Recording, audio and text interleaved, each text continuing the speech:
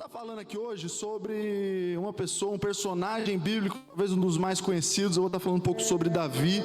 Eu queria que você já abrisse a sua Bíblia lá em 1 Samuel, no capítulo 17. Vamos ler a partir do 45.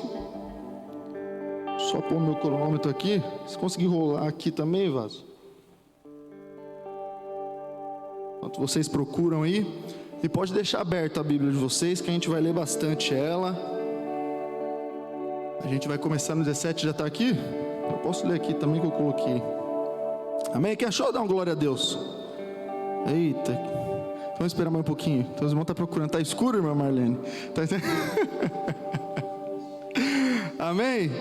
A partir do 45, a palavra de Deus vai dizer assim: então disse Davi ao filisteu: tu vens a mim com espada e com lança e com escudo, porém eu vou a ti em nome do Senhor dos exércitos, o Deus dos exércitos de Israel, a quem tens afrontado. Hoje mesmo o Senhor te entregará na minha mão, e ferir-te-ei e tirar-te-ei a cabeça, e os corpos do exército dos filisteus darei hoje mesmo às aves dos céus e às bestas da terra, e toda a terra saberá que há Deus em Israel, e saberá toda essa congregação que o Senhor salva, não com espada nem com lança, porque do Senhor é a guerra, e Ele entregará a vós outros nas nossas mãos.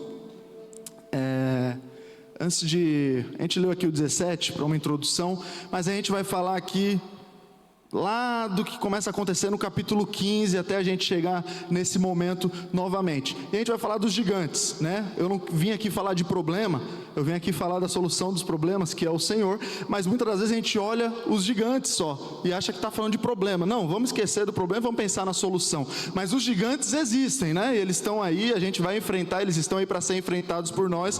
E a gente precisa falar um pouco deles, porque essa história ela não começa diretamente na batalha. Teve um povo que fugiu, ficou com medo desse gigante que apareceu, então precisou entrar outro personagem. Ela começa com uma nação inteira paralisada por causa do medo. Eles tinham exército, eles tinham arma, mas eles ficaram com medo. Até o próprio rei temia esse gigante. Eles estavam totalmente travados. E os gigantes, muitas das vezes, eles não vencem pela força.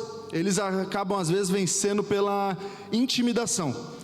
Assim que aparece que surge um problema, a gente já trava, a gente já paralisa por causa desse gigante que nos aparece. Golias ainda não tinha matado ninguém antes da batalha, mas as pessoas já estavam fugindo. Ele não tinha ganhado de ninguém ainda. A batalha ia acontecer, mas as pessoas já estavam intimidadas com ele e já estavam fugindo. E às vezes aparecem alguns gigantes na nossa vida e a gente prefere não enfrentá-los e deixar passar o tempo. A gente acha que o tempo vai resolver, né? O tempo resolve tudo. Não, tem coisa que você que tem que resolver. Você não vai deixar passar o tempo, porque uma hora esse gigante vai voltar. Ele pode, por um tempo, ele pode desaparecer, mas daqui a pouco ele logo volta. Não vai ser para sempre que ele vai desaparecer, porque tem gigantes que Deus quer que você enfrente. Então é normal os gigantes aparecerem na nossa vida. E eles acabam às vezes vencendo a gente por causa da intimidação. Há alguns anos atrás, eu tinha 15 anos, e eu jogava num time pequeno lá da minha cidade, depois de ter jogado alguns anos em 2 clubes grandes, clubes gigantes, São Paulo e o Santos. Alguns flamenguistas podem discordar, mas eu joguei em 2 clubes gigantes. E depois desse período nesses times gigantes, considerados gigantes no Brasil, né? Eu vou para um time de menor expressão, ali com 15 anos. E no sorteio do campeonato, na primeira rodada a gente enfrenta o Santos. Só que eu estava habituado já com os Santos, porque eu jogava lá, eu tinha jogado lá. Então eles não me intimidavam, porque eu conhecia eles. Só que meus companheiros não tinham jogado com eles ainda, não sabiam o que era estar do lado como se você fosse o gigante, e começaram a temer. E chegou o dia do jogo, né? E o que acontece naquele momento? O jogo começa e a gente é massacrado pelo Santos, pelo gigante. Só deu eles o jogo inteiro. Só que eu sou goleiro, só que eu estava confiante. E aquele jogo termina no empate, termina em 0-0. Saiu até na revista da cidade, lá no jornal, depois que o Santos para na bela atuação de Vitor, porque o restante estava paralisado.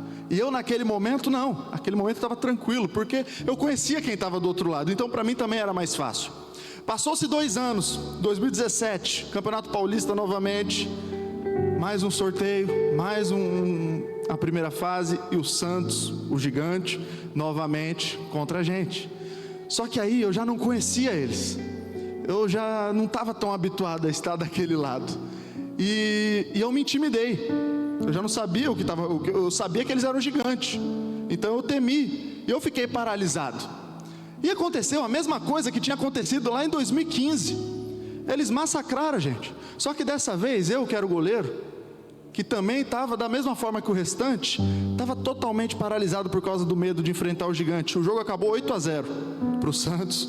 Eu nunca vi tanto gol na minha vida no jogo, e eu fui o goleiro que tomou todos esses gols naquele jogo, simplesmente porque o medo tinha me paralisado para fazer o que eu já sabia fazer, coisa que eu já tinha feito há 2 anos atrás contra o mesmo gigante. O gigante era o mesmo, a diferença é que eu agora estava com medo de enfrentar ele. E o que aconteceu? Eu acabei saindo derrotado, e feio, e a derrota foi feia, foi 8, não foi pouco. Só que a gente tem agora, para trazer para esse contexto atual, outras situações, né, que a gente tenta prever algo, tenta, sem nem ter a certeza do que vai acontecer, mas só pelo tamanho, a gente já se amedronta, né? Vai ter a Copa do Mundo agora também, e essa semana eu vi lá, falaram que tem as seleções que são as favoritas, mas o jogo não teve um jogo ainda, é daqui 1 ano, mas já falaram que tal seleção pode ser a primeira, tal é a segunda, a 5 favorita, essa daqui ninguém quer enfrentar. Com base no quê? Se o jogo nem começou, a batalha ainda nem começou, mas as outras equipes consideram, as outras seleções consideram aquelas gigantes, então elas já entram com medo de enfrentar, então elas já entram com medo de começar aquela batalha, e aí o resultado é esse. Uma seleção que vai entrar amedrontada, né? O Brasil antigamente colocava mais medo, agora Portugal está colocando bastante medo nas outras seleções. Mas a nossa vida é igual, a gente também tem gigantes que a gente acaba tendo que enfrentar. E gigante é tudo aquilo que parece maior que você, é tudo aquilo que você olha e você fala: será que eu vou conseguir? Será que vai dar? Mas eu venho aqui hoje para te trazer uma certeza: vai dar sim, esse gigante não é maior que você, e se você estiver com Deus, você vai conseguir enfrentar esse gigante e passar por cima dele da mesma forma que Davi passou, amém? Hoje a gente também tem alguns gigantes na nossa vida, diferentes desse gigante daquela época, diferente desses gigantes que eu acabei de falar aqui, para ilustrar um pouco com o futebol. Hoje alguns dos nossos gigantes são o medo, a insegurança, o pecado recorrente, talvez é um gigante que a gente não consegue combater. A gente se acha menor do que esse pecado, só que a gente é muito maior que ele. A gente não sabe o poder que a gente tem contra ele, a gente acaba esquecendo. Às vezes você até sabe, mas você esquece que você consegue combater. Hoje a gente tem crises financeiras que a gente acha que são gigantes que vão nos destruir, mas uma crise financeira não é nada perto do Deus que mandou você sair lá do Brasil e vir até aqui Portugal. Talvez a sua situação lá era muito melhor do que a situação que você enfrenta aqui hoje. Aí você chegou aqui, você vê um monstro para você, essa crise. Você olha para a conta, para o saldo bancário, só dívida, só problemas. Fala: eu nunca vou conseguir sair disso. Está repreendido em nome de Jesus. Você vai sair dessa situação sim, e não demora. Diagnósticos também de saúde às vezes são gigantes que a gente enfrenta. Talvez a gente tenha um diagnóstico contrário à nossa saúde, e a gente acaba aceitando aquilo, a gente acaba desistindo de lutar, de resistir, de procurar ajuda, porque a gente não quer enfrentar, porque a gente já falou: mas é um câncer, ninguém consegue, ninguém sobrevive a isso, para que eu vou ficar lutando, eu só vou cansar. Mas não, a gente tem que ter fé, que Deus pode curar, Ele pode trazer a cura. A gente às vezes tem traumas, desde a nossa infância, da nossa juventude, que a gente vem carregando até hoje, que são gigantes, que são barreiras, que nos impedem de prosseguir. Críticas constantes, a gente sofre críticas e a gente deixa que isso nos afete. E eu quero te trazer uma certeza que Deus não te chamou para você temer gigante, Deus não te chamou para medir o tamanho do gigante, e muito menos Ele te chamou para fugir do gigante, para quando ele aparecer, porque quem foge do gigante prolonga o processo, e esse processo ele precisa ter um fim. Enquanto você não entrar no campo de batalha para confrontar esse gigante, você ficar fugindo dele, você não vai terminar o processo em que Deus quer que você passe, você não vai sair do processo que Ele quer que você enfrente. Então se o gigante aparecer, cria coragem e vai para cima dele. Amém? E é nesse cenário que Davi começa a entrar nessa história, porque Deus ele forma ali. Eu falei o título ainda, o título está aqui, o processo que ninguém vê. Eu vou entrar agora no processo que ninguém vê, tá? porque a gente vê a batalha lá no 17, mas como eu falei antes, a história começa bem antes, e a gente acaba esquecendo que teve todo um processo que Davi percorreu até chegar nesse momento de enfrentar o gigante. Mas isso ninguém vê na maioria das vezes. Às vezes esse processo você enfrenta sozinho, você passa sem ninguém estar junto com você, sem ninguém estar vendo. É você e Deus no processo. Mas você está ali, firme, passando por ele, confiando na vitória, no momento da batalha. Quem passa pelo processo não foge da batalha, e Davi ele passa por um longo processo. Mas foi esse processo que muitos não viram, e por isso nós vamos falar dele até chegar o momento da batalha. Eu queria que você abrisse a sua Bíblia e deixasse ela aberta agora, lá em 1 Samuel 16. Antes ali no capítulo 15, né? Saul acaba desobedecendo, e Deus manda Samuel ungir o próximo rei, por uma falha ali, por um erro, por uma desobediência de Saul. Então também não seja desobediente. Se você tem uma direção já dada por Deus, que você sabe que você precisa enfrentar, não seja desobediente. Vai para cima dela, vai nessa direção que Deus já te falou, vai debaixo dessa palavra que Deus já te disse, que você vai ser vencedor. Não desobedeça, amém? E aí começa o texto, vamos ler ali a partir do 1. Diz assim, 1 Samuel 16, 1. Então disse o Senhor a Samuel: até quando terás dó de Saul, havendo eu rejeitado para que não reine sobre Israel? Enche um chifre de azeite e vem, enviar-te-ei a Jessé, o belemita, porque dentre os seus filhos me tenho provido de um rei. Porém disse Samuel: como irei eu, pois ouvindo Saul me matará? Então disse o Senhor: toma uma bezerra das vacas em tuas mãos e dize: vim para sacrificar ao Senhor, e convidarás a Jessé ao sacrifício, e eu te farei saber o que hás de fazer, e ungir-me-ás a quem eu te disser. Fez, pois, Samuel o que dissera o Senhor, e veio a Belém. Então os anciãos da cidade saíram ao encontro, tremendo, e disseram: de paz é a tua vinda? E ele disse: é de paz, vim sacrificar ao Senhor. Santificai-vos e vinde comigo ao sacrifício. E santificou ele a Jessé e a seus filhos, e os convidou ao sacrifício. E sucedeu que, entrando eles, viu a Eliabe e disse: certamente está perante o Senhor, o seu ungido.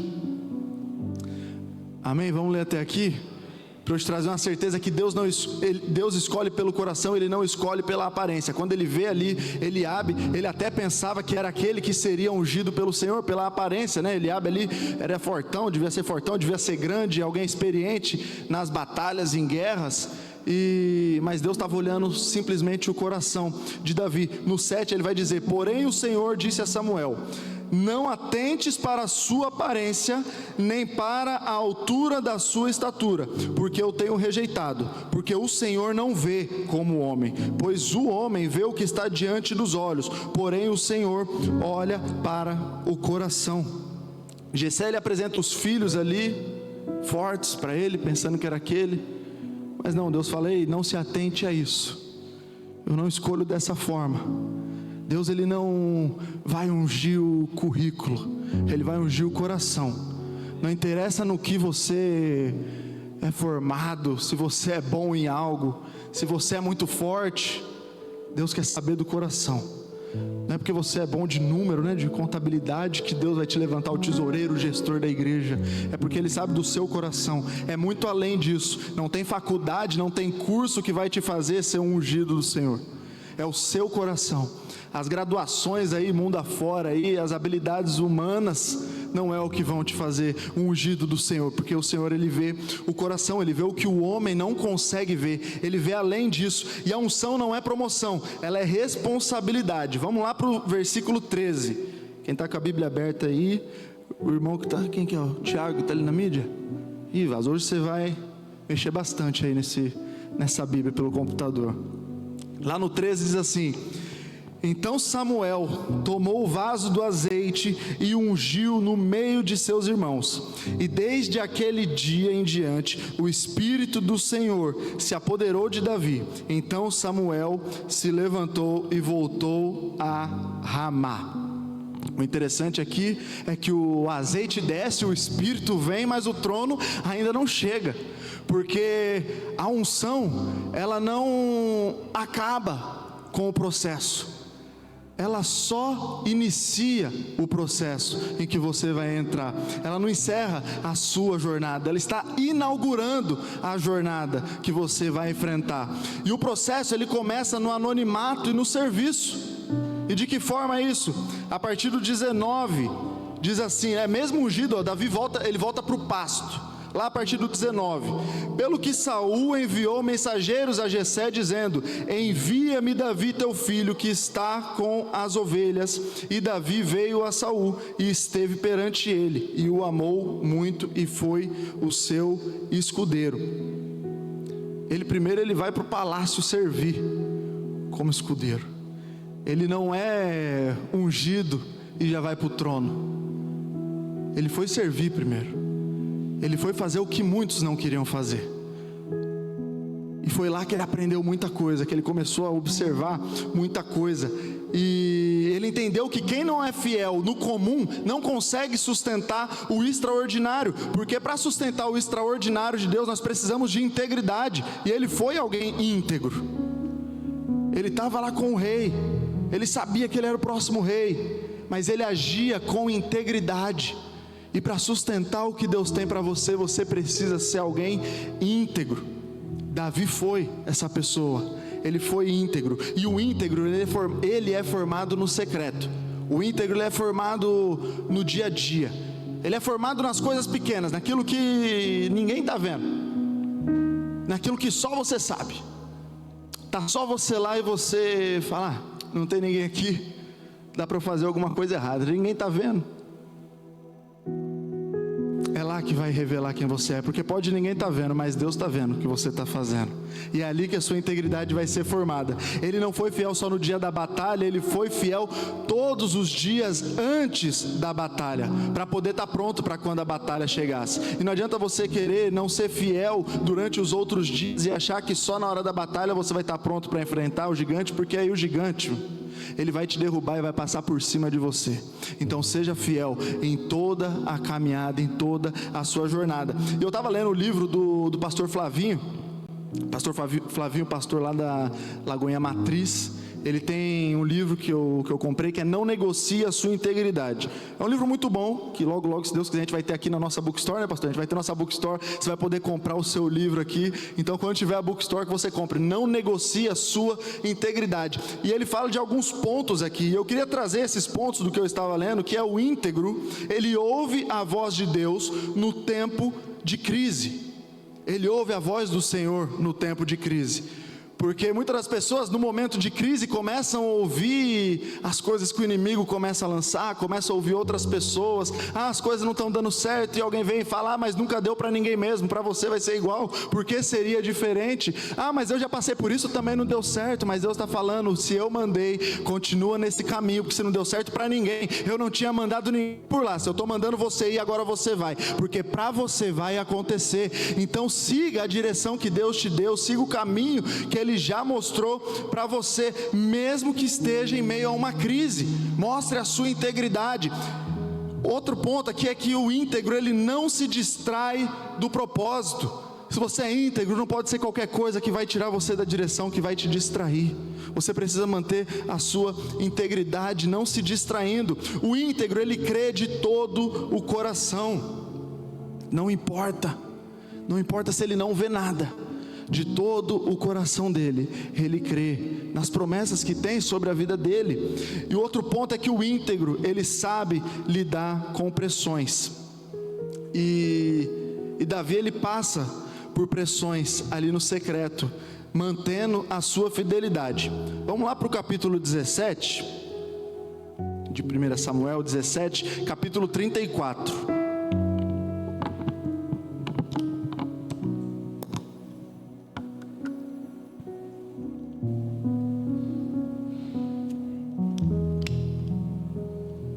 Aqui é Davi dizendo a Saul o que acontecia quando ninguém estava vendo, quando ele já era fiel.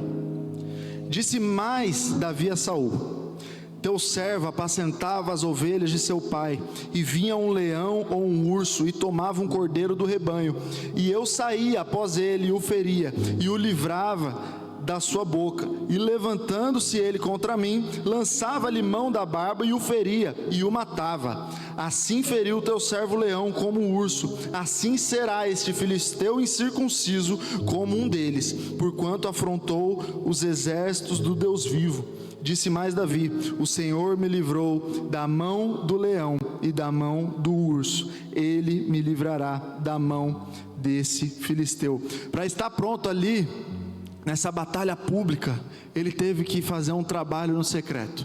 Quando ninguém estava vendo, enquanto ele estava lá cuidando no pasto das ovelhas, vinha leão, vinha urso.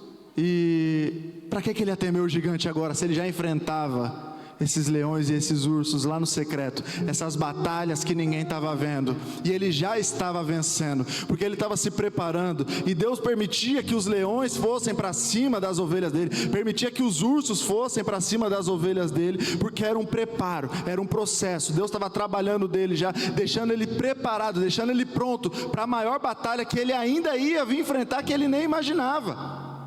Ele não sabia, quando ele estava matando aquele leão, que ainda havia um gigante maior do que aquele leão. Então talvez você está pensando que o gigante chegou na sua frente, mas você ainda está no leão. O gigante ainda vai chegar.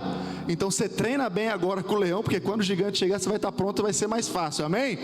E Davi, ele é menosprezado, mas ele não para. Ele é menosprezado ali pela sua família. Lá no versículo do 17, no versículo 28, diz assim: e ouvindo Eliabe, seu irmão mais velho, falar aqueles homens, acendeu-se a ira de Eliabe contra Davi, e disse: por que desceste aqui? E a quem deixaste aquelas poucas ovelhas no deserto? Bem conheço a tua soberba e a malícia do teu coração. Aqui é um dos momentos onde ele é menosprezado pela sua família. Ele já tinha sido menosprezado outras vezes, mas aqui ele ainda fala, né? Aquelas poucas ovelhas. Ele ainda faz questão, ele não só menospreza falando aquelas ovelhas que você cuida, ele fala aquelas poucas, para dar mais ênfase ainda, para menosprezar ele, para ele achar que ele não cuida de nada, que ele não tem. Talvez alguém olha para você e fala: você tem uma empresa? Uma empresinha pequena dessa? Você vai fazer faculdade? Mas faculdade disso não dá em nada, daqui a pouco você vai virar Uber, como se isso fosse algo ruim. E ele também é menosprezado pela autoridade. Quem era a autoridade ali? Era Saul. E disse Saul a Davi: contra esse filisteu não poderás ir para pelejar com ele, pois tu és ainda moço, e ele homem de guerra, desde a sua mocidade. Ali Saul também já está menosprezando ele, querendo que ele talvez desanimasse.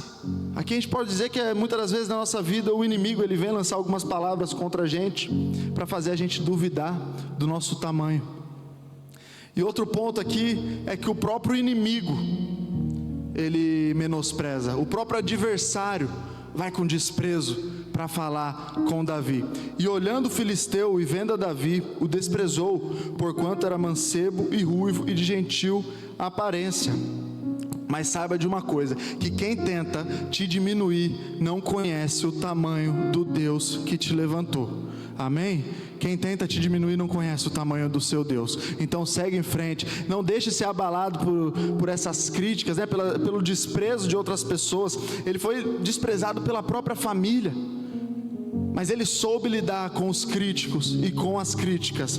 E quem tem medo da crítica, às vezes está muito mais preocupado com os aplausos humanos do que viver a glória de Deus. A gente não pode ficar se preocupando com os críticos do mundo. Às vezes a gente tem até os embaixadores da crítica. Tudo que você faz, a pessoa critica. Você fala isso está errado, faz isso está errado. O tempo inteiro a pessoa está te criticando. Tudo que você faz, ela vai falar que não vai dar certo.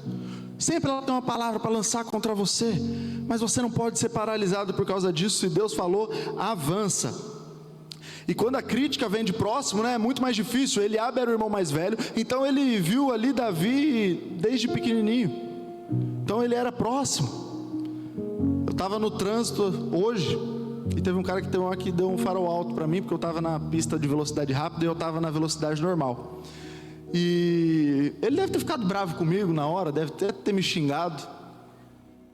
Eu nem conheço ele. Passou 30 segundos, eu nem sabia quem era ele. Ele seguiu a vida dele. Mas quando uma crítica, quando um problema, alguém da sua família, alguém que você conhece, alguém próximo de você, é mais difícil. E Eliabe fez isso. Mas mesmo sendo menosprezado, ele não se coloca numa posição de um tadinho, na posição de uma tadinha. Você sabe o que é tadinho? É só lá em São Paulo que a gente fala isso. Tadinho, pastor, o coitadinho. Coitado já é ruim. A pessoa olha para você e fala: ixi, coitado dele nessa situação. Aí, às vezes é pior ainda, coitadinho. O tadinho é ainda pior que o coitado. Então você não é tadinho, você não é tadinha. Saiba quem é você. Você é filho do Deus vivo, e você não tem que ficar se importando, muito menos deixando que isso te abale, se inferiorizando, se colocando nessa posição de coitado. Mesmo as pessoas falando essas coisas, Davi não se colocava numa posição de coitado. Ele não era um tadinho, ele não deixava isso afetar ele. E se alguém te chama de coitado, fala: ai, tadinho dele. Fala: tadinho nada, está repreendido em nome de Deus. Eu não sou tadinho coisa nenhuma. Eu sou filho do dono do ouro e da prata, e tudo posso naquele que me fortalece. Não tem coisa de tadinho para cima de mim não, amém? E Davi, ele tinha identidade. Davi, ele era alguém humilde.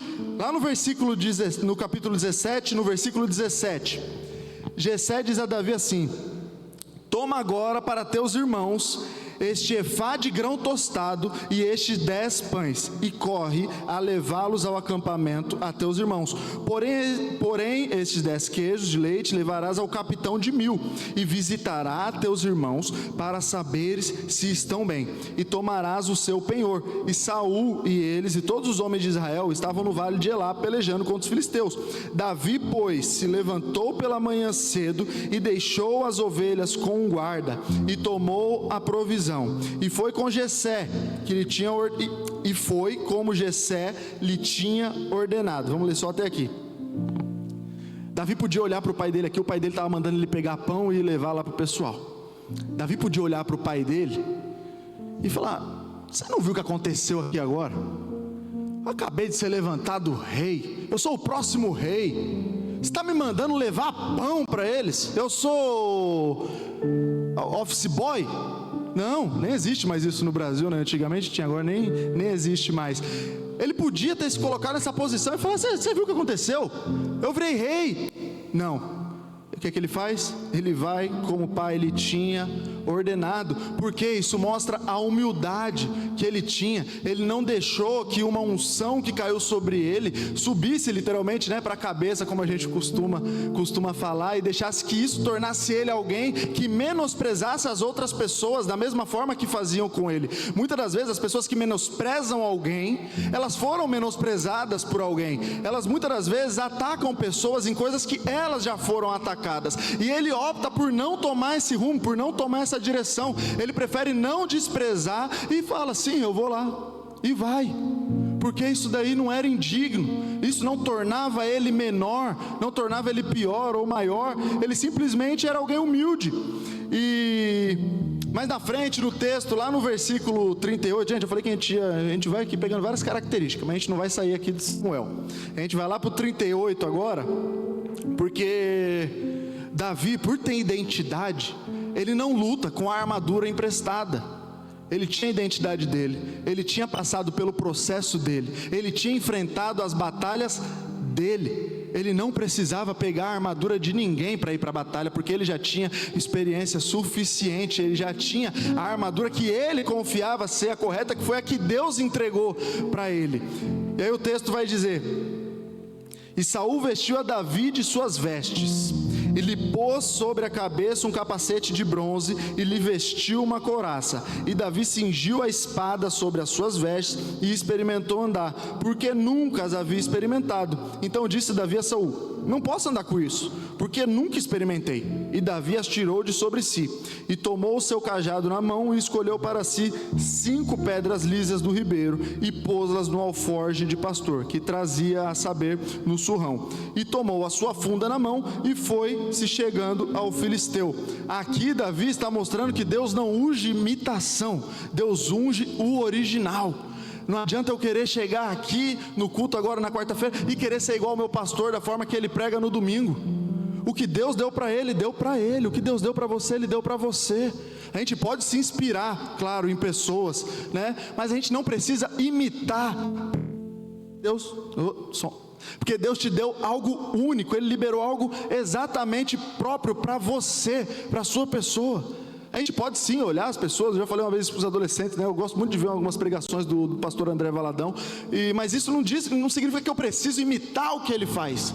Eu posso me inspirar, mas o que Deus deu para você é único, o dom que Ele te deu é único. Use o dom que Ele te deu, da forma que Ele te deu, da forma que Ele te orientar, porque não é a armadura que vence a guerra, é a identidade. E Ele foi autêntico. Ele podia ter pegado a armadura, mas até com a armadura de Saul, ele ia ter dificuldade, ele já estava com dificuldade para caminhar. Talvez você quer fazer alguma coisa que Deus não mandou você fazer, porque você está querendo ser alguém parecido com alguém, e você acaba tendo dificuldades, porque você não entende a sua própria identidade, aquilo ao que você foi chamado. Ele estava acostumado já a fazer daquela forma, ele era especialista naquilo. Então ele pega lá 5 pedrinhas e vai para cima. Ele não precisava da espada, ele nem aguentava provavelmente aquela espada. E muitas das vezes nós ficamos nos comparando com as pessoas. A gente nos compara com elas, com o que elas têm, o que elas fazem, em vez de nos preocupar em fazer o que Deus já nos mandou fazer. Deus já abriu tanta porta para você. Você tem uma porta aberta aqui, mas você está preocupado lá com a porta que abriu para o vizinho, e quer viver a porta que está aberta para ele, em vez de viver a sua porta que Deus já abriu. E Deus está te mandando: vai na porta que eu te abri. Pode não ser boa aos seus olhos, como está sendo a do seu vizinho, mas a que eu preparei é essa aqui. Então você entra por ela e vai, que lá na frente eu vou te mostrar o extraordinário que você vai viver. Amém?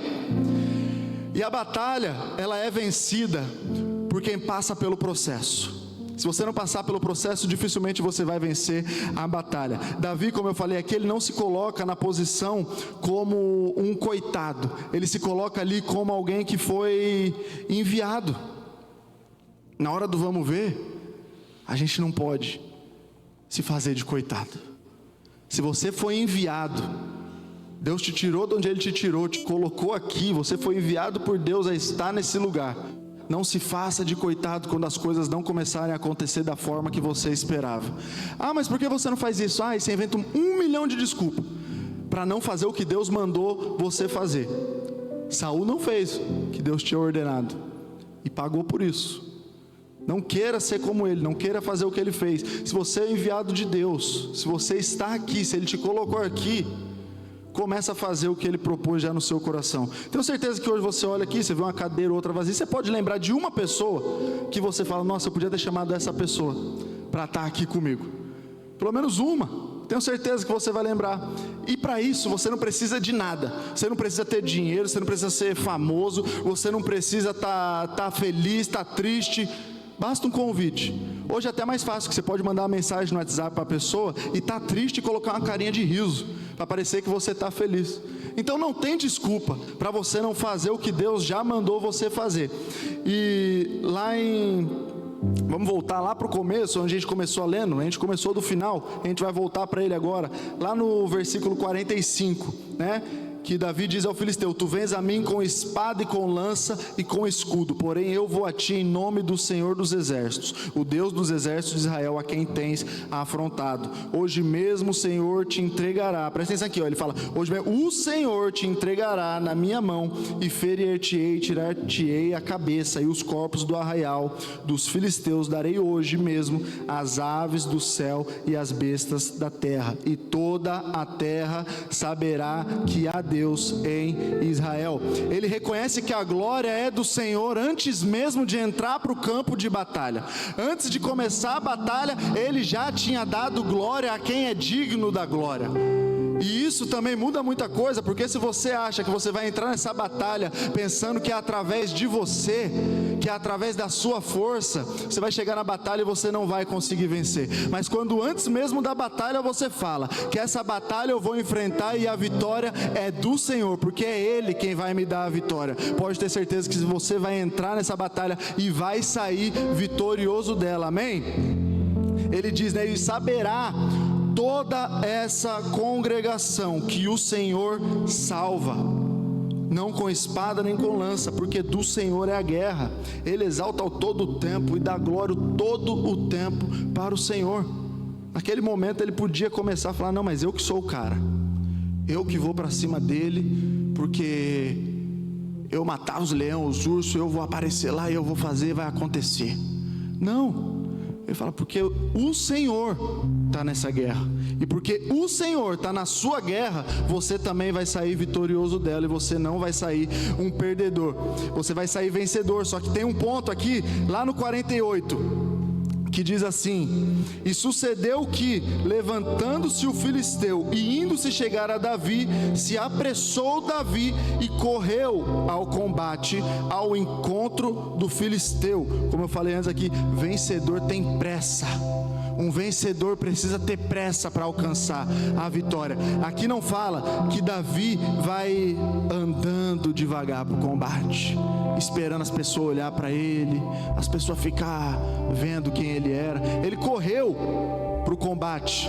Você precisa correr para o que Deus já liberou sobre a sua vida. Muitas das vezes você pode estar longe de alcançar a sua vitória, porque você não está correndo, você está indo a passos lentos. Você precisa começar a dar passos largos em direção ao que Deus colocou no seu coração. Você precisa dar passos largos em direção a batalhas que você sabe que precisam ser ultrapassadas. Pare de andar para trás, pare de querer retardar o que Deus colocou lá na frente para você enfrentar. O louvor pode começar a subir aqui já estou quase chegando no final. E a partir do momento que você se posicionar como alguém que corre na direção do que Deus propôs, do que Deus estabeleceu, da mesma forma que a vitória foi de Davi, essa vitória também será sua. Mas você precisa correr, parar de querer deixar as coisas acontecer enquanto você está andando para trás, enquanto você está parado ou está andando com medo. Eu estou andando, mas eu estou indo devagar. Para quê? Para não chegar. Eu não quero chegar lá, eu estou com medo. Você já está paralisado. E é isso que o gigante vem para causar na sua vida. Ele vem para te paralisar. Golias, todo mundo sabe aqui o que acontece na história, né? Davi derrota Golias e Golias cai naquele vale. Mas a vitória não começou lá naquele vale, no campo de batalha. A vitória começou lá atrás, num processo que ninguém estava vendo. E até hoje, muita gente nem se importa com esse processo na hora de falar dessa passagem. Se importa só em falar, mas Davi venceu. Amém, Davi venceu. Mas teve muita coisa que Davi precisou passar para chegar no momento da vitória. Não adianta você querer chegar no momento da batalha falando que vai sair vencedor porque Davi saiu vencedor e não querer passar tudo que Davi passou para chegar naquele momento. O que derrubou o gigante não foi a pedra, o que derrubou o gigante foi o processo. E o vale apenas revelou quem Davi já era. Davi já tinha mostrado que ele já era aquilo, mas lá no secreto. Então quando chega no público ali, no campo de batalha, só mostrou o que ele já era.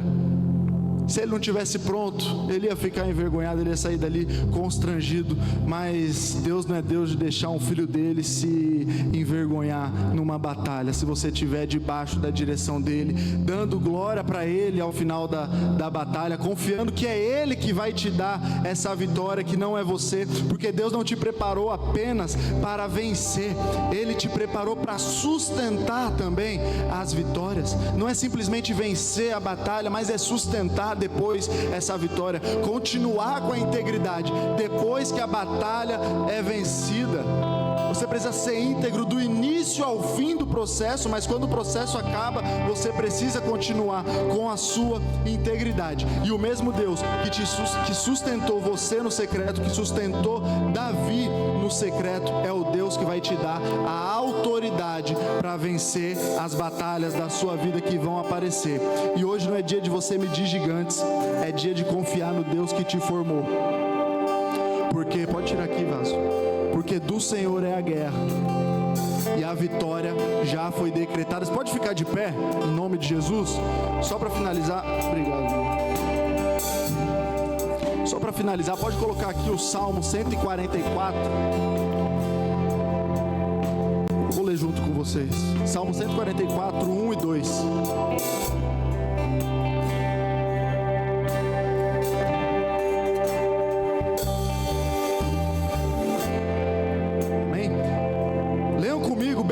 Bendito seja o Senhor, minha rocha, que ensina as minhas mãos para a peleja e os meus dedos para a guerra. Benignidade minha e fortaleza minha, alto retiro meu e meu libertador és tu. Escudo meu, em quem eu confio e que me sujeita o meu povo. Ele é o seu escudo e é Ele que treina as suas mãos para as batalhas. Então não tenha medo de enfrentar batalhas. Você já está sendo preparado, você já está sendo treinado. Deus já está moldando você até nos mínimos detalhes que você ainda não percebeu. Naquilo que você acha que é uma coisa comum, já é Deus te moldando dentro do seu dia a dia, te preparando para situações que você vai enfrentar, talvez daqui 5 anos, talvez daqui 20 anos, ou talvez até amanhã, é essa batalha que você vai enfrentar. Mas tenha certeza que cada etapa até aqui que você viveu, foi um processo que ninguém estava vendo, foi um processo que ninguém viu, foi um processo que só estava lá, você e Deus, mas você suportou, você aguentou, você foi firme até agora, e a batalha está chegando, e você vai sair vitorioso nessa batalha também, porque Ele é o seu escudo e dele é a guerra. E se você crê nisso, aplaude a Jesus. Amém? Estamos a terminar mais um culto, e essa palavra nós sabemos que é para nós, mas também é para aqueles que estão a ouvir, aqueles que ouvirão essa pregação depois. Mas com certeza foi uma mensagem que tocou o nosso coração, não é verdade? Você não foi tocado pelo Senhor, o Senhor falou com você, porque o Senhor tinha algo, e por isso você veio, ou você assistiu, ou assistirá, porque o Senhor tem uma palavra para cada um de nós. E nós estamos assim, ao mesmo tempo felizes, mas um pouco entristecidos, porque estamos hoje terminando o nosso culto Hope. Culto Hope, que foi nesse ano tão importante para nós. O culto Hope, que foi um culto que Deus trouxe tantas coisas boas, libertações, não é verdade? Nós não teremos o culto Hope na semana que vem nem na outra, porque nós temos o Natal, depois o final de ano, mas também não teremos o culto Hope em janeiro. Ou seja, nós estamos terminando mesmo o culto Hope. Aí você pode falar por quê? Porque a Lagoinha Global, ela estabeleceu que o culto da semana deve ser o culto fé. Então, a partir de janeiro, nós iniciamos um novo culto na igreja, que nós já tivemos no passado, o culto fé. Então, o culto fé vai reiniciar, mas vai, na verdade, ter um novo momento. A partir de janeiro, nós teremos o nosso culto fé. E o culto Hope pode vir ainda a renascer, quem sabe até em outro horário, como Lagoinhas tem feito, às vezes à tarde, às vezes em outros dias. Mas agora, nós estamos muito gratos a Deus por esse tempo que cada um dedicou ao culto Hope. Não é verdade? Nós tivemos tempos, o pessoal da intercessão estava aqui, a equipe Fire estava aqui, e muitas pessoas foram curadas, muitas pessoas foram libertas e salvas nesse culto. Mas agora é um novo momento, na verdade estamos a chegar para um novo ano, e Deus tem muito mais para Lagoinha Chaves. Logo, logo nós vamos encher esse lugar. Estava falando com o Daniel, a gente tem as 200 pessoas aqui, e quem sabe depois o nosso culto da noite no domingo. Amém? Deus tem algo novo para nós. Então nós agradecemos a Deus por este culto que Deus deu esse ano para nós. Todos que participaram, todos que foram pessoas que apoiaram, como o pastor Elcio, que esteve lá, agora não está conosco, que esteve conosco, nos abençoando, né? Também como a irmã Ana Paula, que estava à frente, também nos apoiando, e outros que tiveram, que nem estão conosco, como o William, que nos ajudou tanto nesse culto, não é verdade? Nós não esquecemos das pessoas que nos ajudaram. Alguns estão conosco, alguns já foram, mas o mais importante é que existe um tempo para cada um de nós, e Deus vai ter algo novo para nós, e nós vamos seguir em frente. Amém? Hoje tem cantina? Acho que hoje não tem cantina, né? Ah, tem cantina, então dá para você dar uma paradinha, comer alguma coisa ali e conversar, né? E não ficar chateado, porque, né, se lembrando de Paris, né? Não dá, Leandro, esquece. Passou. O tanto de carioca que a gente tem aqui, a gente sabe que é um momento assim, um pouco de dificuldade, mas a nossa vida não está baseada nessas coisas. Essas coisas são passageiras. Nós temos nosso coração em Jesus Cristo, que Ele é eterno e nós somos a igreja, amém? E que o amor de Deus, a graça maravilhosa do nosso Senhor e Salvador Jesus Cristo esteja sobre todos nós, e as consolações que o Espírito Santo de Deus nos traz nos momentos difíceis diante dos gigantes que se levantam contra nós, estejam também sobre nós, em nome do Pai, do Filho e do Espírito Santo, amém e amém. Vamos dar uma salva de palmas para Jesus, porque Ele merece. E agora, continuando essa semana, eu digo mais uma vez, seja feliz, mas faça alguém feliz, porque é dando que se recebe, e é melhor dar do que receber. Deus abençoe a todos em nome de Jesus. E se eu passar pelo vale, achar